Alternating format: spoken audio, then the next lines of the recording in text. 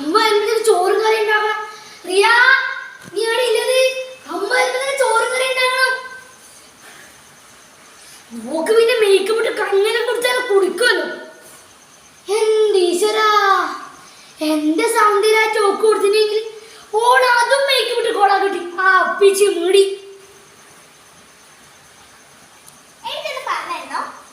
ഞാനോട് എത്ര സംസാരിക്കുന്നുണ്ടായത്? ഓ അതോ, അത് ഡാഡ് വിളിക്കുന്നുണ്ടായിരുന്നു.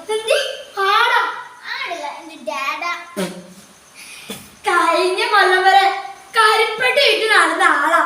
50,000 ലോട്ടറി അടിച്ച പിന്നെ ഡാഡാ. നീ ഒന്ന് വേഗം പറഞ്ഞേ, അമ്മ വരുമ്പോ ചോറും കറി ഉണ്ടാക്കണം. ഞാനോ?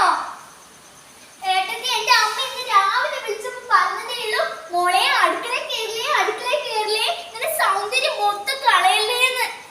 പാവ എന്റെ അമ്മ. ഇല്ലാത്ത കാര്യം കളയാൻ പറ്റില്ല. താളാകെ മുഖം വേവില്ലാതെ. ഏട്ടത്തി, ഇത് സ്പെഷ്യൽ ആയിട്ട് ലഞ്ചിന് എന്താണ് പ്രിപ്പയർ ചെയ്യാൻ? സ്പെഷ്യലായിട്ട് ലവ് ബേർഡ്സ് പെപ്പർ ഡ്രൈ ഫ്രൈയും ഗോൾഡൻ ഫിഷ് നിർത്തിപ്പിച്ചത്. എന്താ അതുപോലെ? വേണമെങ്കിൽ കമ്മ്യൂണിസ്റ്റ് വച്ച തോരൻ വെക്കാം. എന്താ അതുപോലെ? ഏട്ടത്തി, അല്ല, ആകെ സ്പെഷ്യലായിട്ട് ആ 2 സാധനം. പിന്നെയുണ്ട് കുറച്ച് പരിപ്പും 2 തക്കാളി. എന്നാ നമുക്ക് തക്കാളി സ്റ്റൂ ഉണ്ടാക്കിയാലോ? ഇവിടെ ഇരിക്കാൻ സ്റ്റൂള്ള ഒരു തക്കാളി സ്റ്റൂ. ചേട്ടത്തി പ്രിപ്പയർ ചെയ്യൂ. ഞാൻ ഒറ്റയ്ക്കോ? എനിക്കൊന്നും വയ്യ, നീയും വാ. എന്നാ നമുക്ക് പരിപ്പ് കറി വെക്കാം. എന്നാ ഞാൻ തക്കാളി കട്ട് ചെയ്യാം, ചേട്ടത്തി പരിപ്പ് വെള്ളത്തിലിടും. ഞാൻ പരിപ്പ് വെള്ളത്തിലിട്ടെന്ന് ഞങ്ങൾ വിചാരിച്ചോ? നീ തക്കാളി കട്ട് ചെയ്തോ?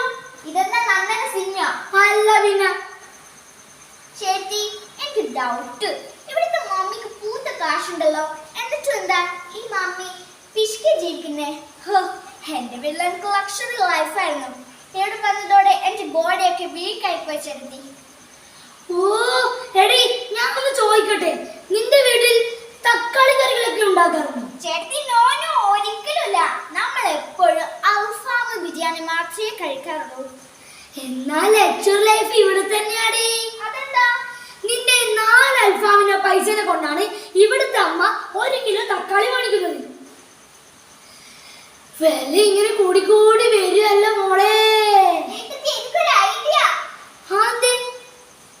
തക്കാളിക്ക് അൽഫാമിനെ കാട്ടി വിലയുണ്ടല്ലോ. അപ്പൊ നമുക്ക് അൽഫാം ഓർഡർ ചെയ്യാം. അപ്പൊ പണിയെടുക്കണ്ട, ഫുഡിന് ഫുഡും റെഡി. എടി, അത് നല്ല ഐഡിയ. അപ്പൊ പൈസ ലാഭിച്ചതിന്റെ പേരിൽ അമ്മ നമ്മളെ അഭിനന്ദിക്കും. എടി, നമ്മള് ബുദ്ധിമതി തന്നെ. എന്നാ പിന്നെ എനിക്ക് ബാക്കി വന്ന പൈസ കൊണ്ട് ലിപ്സ്റ്റിക്കും വാങ്ങാലോ.